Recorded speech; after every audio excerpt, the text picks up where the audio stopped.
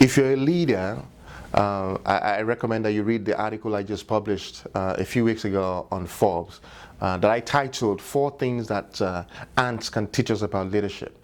And I want to take some time to amplify one of those attributes or those traits today.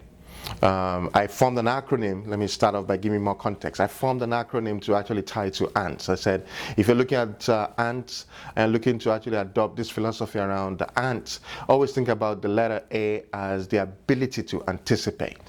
The letter N, you want to think about that in terms of navigation. In other words, look at it in terms of direction, where you're going, how you're going, when you want to get there. And then when you look at the next letter, which is letter T, you want to look at that in terms of being very tireless, very driven to accomplishing your goals, right? Ants are typically very focused, very driven, very on the job, right? On the mission, and they don't stop until they got it done. And then the last one is the letter S. The letter S speaks to being social.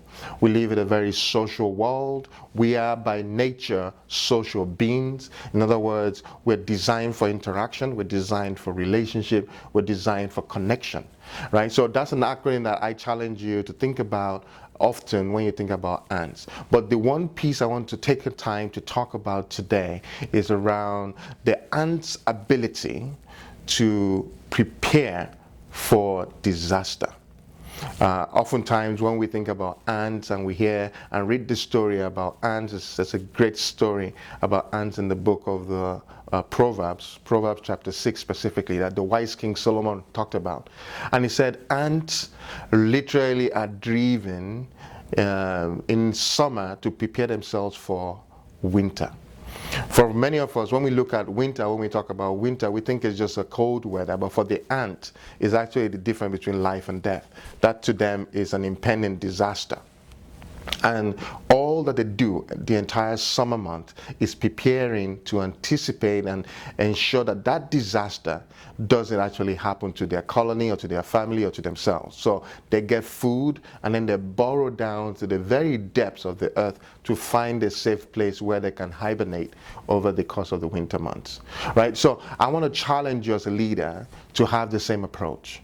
Think about the future with that sense of impending disaster. Not that the future is going to be disastrous, but have that sense of urgency, that sense of I have to do what is necessary today to ensure that I survive tomorrow. I think organizations that lack that preparation will cease to exist, and as well as leaders who do not have the aptitude and the mindset to actually be ready for what I call the necessary tomorrow or the changing tomorrow, they will find themselves to become and simply become relics of the past. So one thing that you should do as a leader is start to take the time to observe trends, to spend time and inquire more about the future and plan.